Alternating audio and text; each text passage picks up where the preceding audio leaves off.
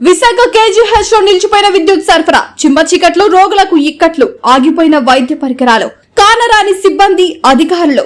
Bhavnagar steel ward లో తీవ్ర ఇబ్బందులు పడుతున్న రోగులు. విశాఖ కేజీహెచ్ పవర్ కట్ తో దేవి అనే మహిళ మృతి. రాజేంద్ర ప్రసాద్ వార్డ్ లో రాత్రి 11 గంటల సమయంలో మృతి. ఆక్సిజన్ అందకపోవడంతో మృతి చెందిందని బంధువుల ఆరోపణ.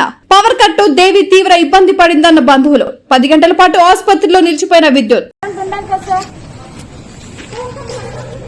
చేస్తాను ఇలాగే ఎంతమంది మీరు చంపేస్తారు.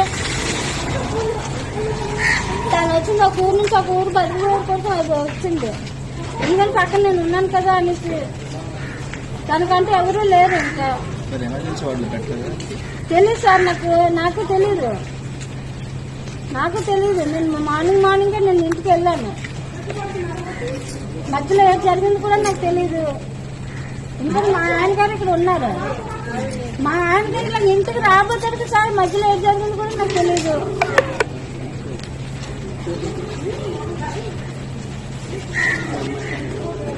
ఏమన్నంటే అక్కడ ఆరోగ్యం మాట్లాడదు ఇలాగనే అంటున్నారు.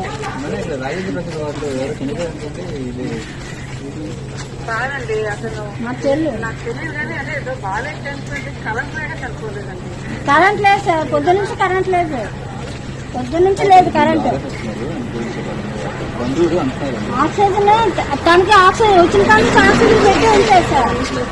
పొద్దున్నుంచి ఆక్సిజన్ పెట్టి ఉంచారు. ఇంకా నేను కూడా ఉన్నాను కదా, ఎర్లీ మార్నింగ్ వరకు నేను ఉన్నాను.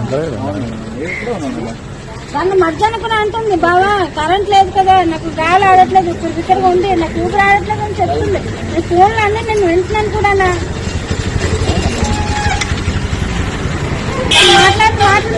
నాకు తెలియదా సార్? మా చెల్లి మాట్లాడి నాకు వినబడదా? నాతో మాట్లాడింది మరి,